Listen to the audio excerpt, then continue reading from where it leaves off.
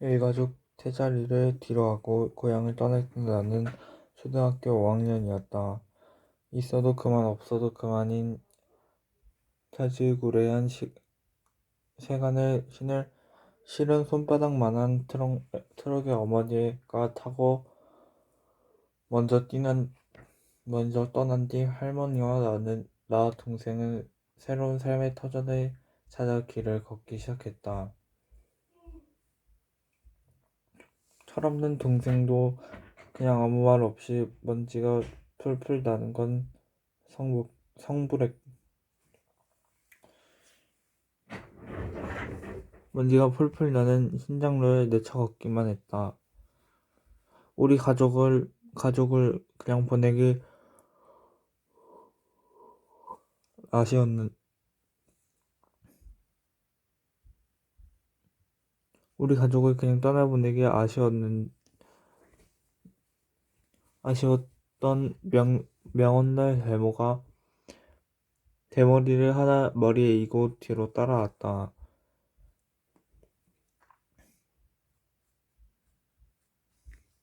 트럭 위에도 대모의 머리에도 나왔다. 대모가 머리에 인 항아리는 어머니가 가장 아끼던 것들 중 하나였다. 쏟아진 햇빛 항아리 위 연신 자반 뒤집기를 했다. 나는 자꾸만 눈을 깜빡거렸다. 돛과 항아리를 열심히 닦던 어머니나 항아리를 이고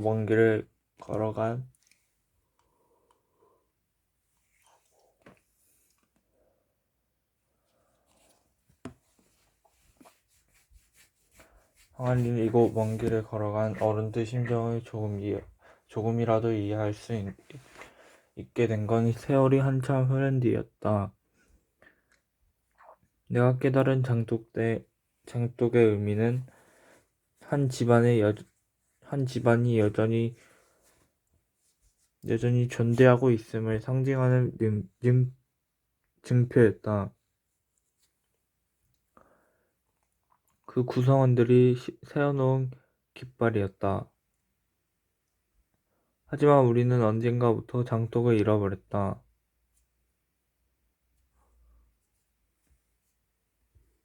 우리가 지켜야 할 증표가 잃어버렸다. 도시에서는 장독들을 따로 두지도 않거니와 설령 있다고 해도 길 떠난 가장의 안전을 염원하며 장독들을 닦는 안악 역시 없다. 플라스틱 통에 들어있는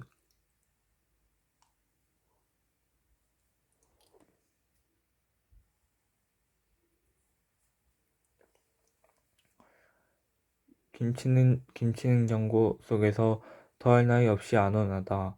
플라스틱 통에 들어있는 된장과 고추장은 세월이 가도 그 고운 빛을 잃지 않는다. 양조 간장은 언제 먹어도 입에 붙어있듯 달다. 그럴 뿐이다. 세상 서글퍼할 일이 아니다. 세월에 쫓겨 꼬리를 말고 사라진 게 어디 장독대 뿐이라.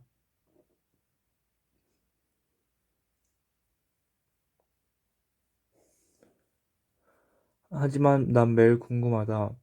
장독대와 함께 떠나보낸 우리 고유의 정과 사랑은 지금 어느 곳을 떠들고 있을까? 우리나라는 어디를 가나 온통 음식점 간판들로 요란하다. 도심에서 조금만 벗어나면 웬 가든이 그리도 많은지 서너 집 건너 너도 나도 모두 가든이다.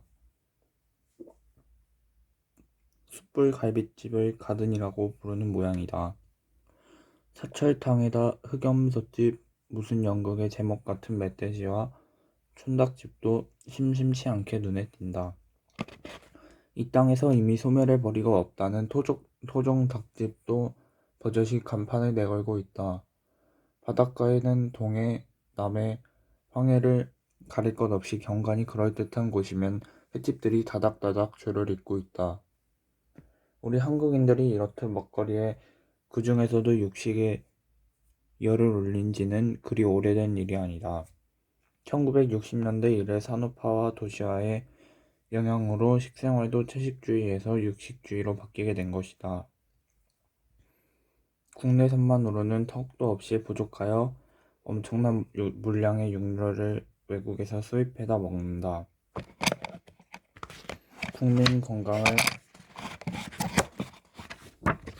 생각할 때, 그리고 한국인의 전통적인 기질과 체질을 고려할 때 이와 같은 육식 위주의 식생활은 결코 바람직하지 않다.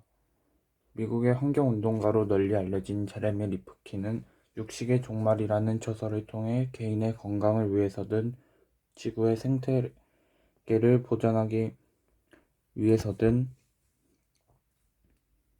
굶주리는 사람을 위해서든 또는 동물 학대를 막기 위해서든 산업사회에서 고기 중심의 식생활 습관을 하루빨리 극복되어야 한다고 역설하고 있다. 그가 인용한 자료에 의하면 소와 돼지, 닭 등 가축들이 지구상에서 생산되는 곡물의 3분의 1을 먹어치우고 있다. 미국에서 생산되는 곡물의 70% 이상이 가축의 먹이로 사용된다. 초식동물인 소가 풀이 아닌 곡식을 먹게 된 것은 20세기에 일어난 일인데, 이런 사실은 농업의 역사에서 일찍이 없었던 새로운 현상이다. 오늘날 미국에서 1파운드의 쇠고기를 생산하는데 16파운드의 곡식이 들어간다고 한다. 고기 중심의 식생활 습관이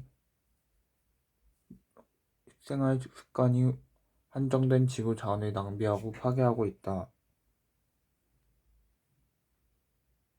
가난한 제3세계에서 어린이를 비롯한 수백만의 사람들이 곡물이 모자라 굶주리며 죽어가는 동안 산업화된 나라들에서는 수백만이 넘는 사람들이 동물성 지방을 지나치게 섭취하여 심장병, 뇌졸중, 암으로 죽어가고 있다.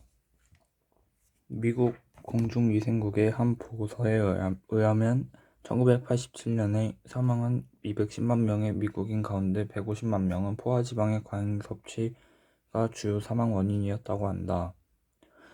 특히 미국에서 두 번째로 흔한 질병인 대장암은 육식과 직접적인 관계가 있다고 한다. 한 연구 보고서는 고기 소비와 심장질환 및 암 발생의 높은 관련성을 보여주는데, 쇠고기 문화권에서 심장병 발생률이 채식 문화권에서의 심장병 발생률보다 무려 50배나 더 높다고 한다. 그러니 오늘날 미국인들과 유럽인들은 말 그대로 먹어서 죽는다고 할 수 있다. 이와 같은 연구 사례를 읽으면서 내가 두려움을 느낀 까닭은 요즘 우리나라에서도 어른 아이 할 것 없이 전통적인 우리 식사 습관을 버리고 서양식 식사 습관을 그대로 모방하고 있기 때문이다. 병원마다 환자들로 초만원이 이르는 원인이 어디에 있는지 우리는 곰곰이 되돌아보아야 한다. 먹어서 죽는 것은 미국인들과 유럽인들만이 아니다. 우리도 먹어서 너무 기름지게 먹어서 죽을 수 있다. 이와 같이 연구 사례를 읽으면서 내가 두려움을 느낀 까닭은 요즘 우리나라에서도 어른 아이 할 것 없이 전통적인 우리 식습관을 버리고 서양식 식사 습관을 그대로 모방하고 있기 때문이다. 병원마다 환자들로 초만원을 이루는 원인이 어디에 있는지 우리는 곰곰이 되돌아보아야 한다. 먹어서 죽는 것은 미국인들과 유럽인들만이 아니다. 우리도 먹어서 너무 기름지게 먹어서 죽을 수도 있다. 동물들의 사육장에 관한 기록을 읽으면서 우리 인간이 얼마나 잔인하고 무자비한 존재인가를 같은 인간으로서 부끄러워하지 않을 수 없다. 어린 송아지들은 태어나자마자 거세된다.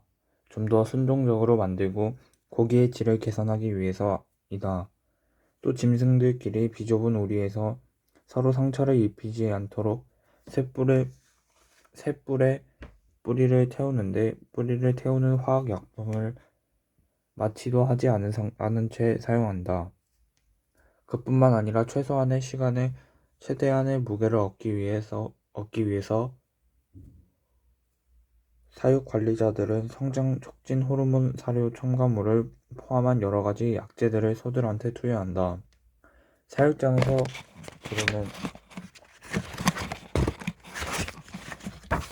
기르는 소는 미국 소 전체의 95%가 성장 촉진 호르몬을 투여받고 있다는 것이다. 또 사육장 안에서 발생하기 쉬운 질병을 예방하기 위해 항생제를 쓰는데 이는 특히 젖소들에게 많이 투여한다.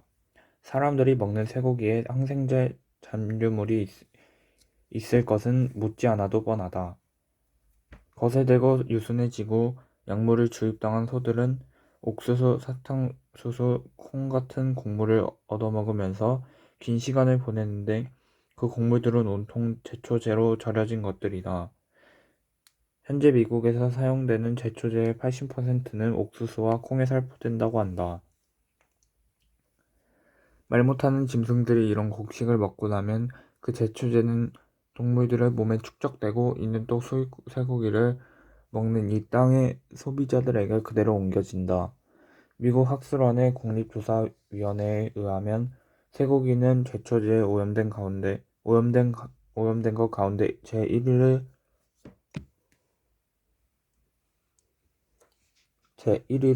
살충제에 오염된 것 가운데 제2위를 차지한다.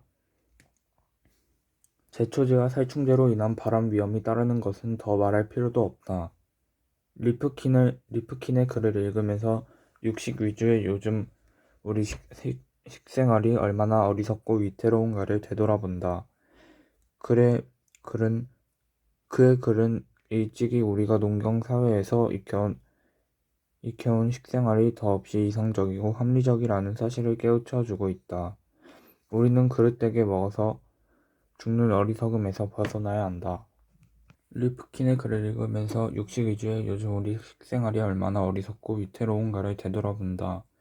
그의 글은 일찍이 우리가 농경사회에서 익혀온 식생활이 더없이 이상적이고 합리적이라는 사실을 깨우쳐주고 있다. 우리는 그릇되게 먹어서 죽는 어리석음을 벗어나야 한다.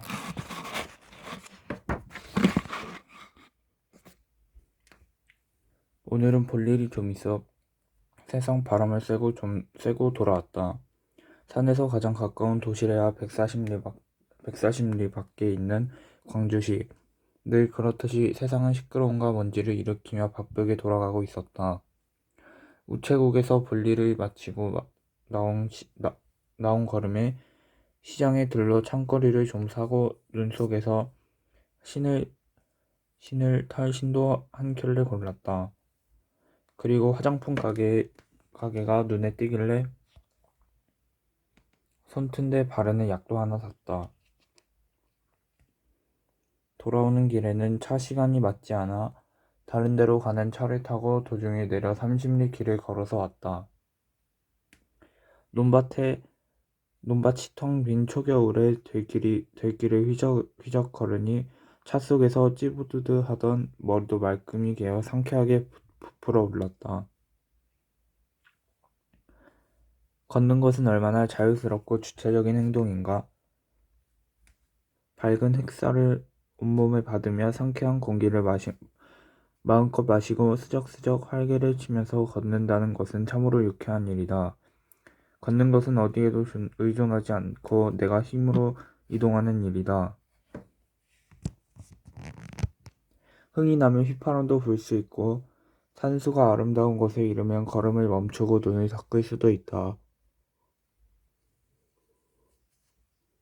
길벗이 없더라도 무방하리라. 치수가 맞지 않는 길벗은 오히려 부담이 되니까. 좀 허전하더라도 그것은 나그네의 체중 같은 것 혼자서 걷는 길이 생각에 몰입할 수 있어 좋다. 살아온 자취를 되돌아보고 앞으로 넘어야 할 삶의 고개를 헤아린다. 인간이 사유하게 된 것은 모르긴 하지만 걷는 일로부터 시작됐을 것이다. 한 곳에 멈추어 생각하면 맴돌거나 망상에 사로잡히기 쉽지만 걸으면서 궁리를 하면 막힘없이 술술 풀려 깊이와 무게를 더할 수 있다. 칸트나 베토벤의 경우를 들출 것도 없이 위대한 철인이나 예술가들이 즐겨 산책길에 나선 것도 따지고 보면 걷는 데서 창의력을 일깨울 수 있었기 때문일 것이다. 그런데 언제부턴가 우리들은 잃어가고 있다. 이렇듯 당당한 직립보행을 인간만이 누릴 수 있다는 그 의젓한 자세를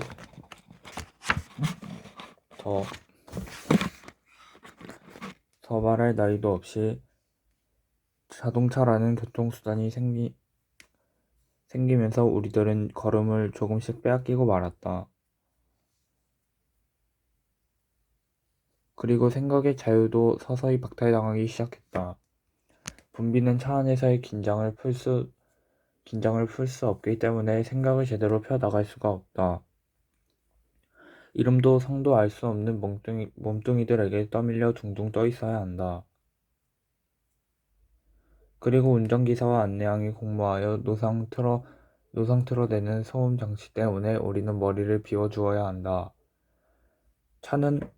차가 내뿜는 매연의 독소는 말해봐야 잔소리이니 덮어두기로 하지만 편리한 교통수단이라는 게 이런 것인가? 편리한 만큼 우리는 귀중한 무엇인가를 잃어가고 있다. 30일의 길을 걸어오면서 이 넓은 천지에 내 몸 하나 기댈 곳을 찾아 이렇게 걷고 있구나 싶으니 새나 짐승 곤충들까지도 그 기소의 길을 방해해서는 안 되겠다는 생각이 들었다. 그들도 저마다 기댈 곳을 찾아 부지런히 길을 가고 있을 테니까. 나는 오늘 차가 없이 걸어온 것을 고맙고 다행하게 생각한다. 내가 내 길을 내 발로 디디면서 모처럼 직립보행을 할 수 있었다. 언젠가 읽었던 한 시인의 글이 생각난다. 현대인은 자동차를 보자마자 첫눈에 반해 그것과 결혼하였다. 그래서 영영 목가적인 세계로 돌아오지 못하게 되었다. 인간이라면 모두 존엄성을 지니고 있습니다. 능력이 뛰어나다고 해서 외모가 훌륭하다고 해서 혹은 인성이 좋다고 해서 인간으로서 더 가치 있는 것도 아니며 그렇지 못하다고 해서 가치 없는 것도 아닙니다. 인간에게 존엄성이 있다는 것은 모든 인간이 가치 있는 존재라는 뜻입니다. 더불어 우리 모두가 이 지구상의 하나뿐인 존재로서 저마다 고유한 정체성을 가지고 있다는 뜻이기도 합니다. 나와 당신 모두가 어떤 모습으로 살아가더라도 우리는 존엄한 존재입니다. 여러분이 이상한 복장을 한 채 거리를 돌아다녀도 여러분이 그 누구도 알지 못하는 특이한 직업을 장래희망으로 생각할지도 말입니다. 독특한 개성을 가지고 살아가는 사람들을 소개하는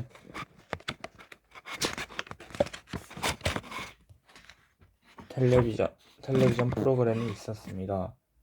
이 프로그램에는 평범하게 살아가는 사람들이 상상하기 어려운 사람들이 많이 나와 있습니다.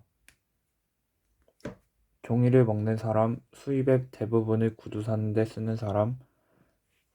그런데 이 프로그램에서는 이들의 호기심 어린 눈으로 소개할 뿐 섣불리 비난하지 않습니다. 그냥 그 자체를 인정합니다. 이처럼 각자의 정체성을 인정하고 오로지 인간 그 자체로서의 가치를 중시하는 것이 인간의 존엄성을 인정하는 태도라고 보면 될 것 같습니다. 이점에서 의문이 생길 것입니다. 인간의 존엄성은 도대체 누가 부여한 것일까요? 답은 우리는 모두 태어나면서부터 자연적으로 존엄성을 부여받았습니다. 인간으로 태어난 이상 당연히 존엄성을 가지게 된다는 뜻이지요. 그런데 현실에서는 누구나 인간으로서 존엄성을 존중받는 것이 아닙니다. 서로가 서로의 존엄성을 인정해야 하는데 그렇지 못한 경우가 많기 때문입니다.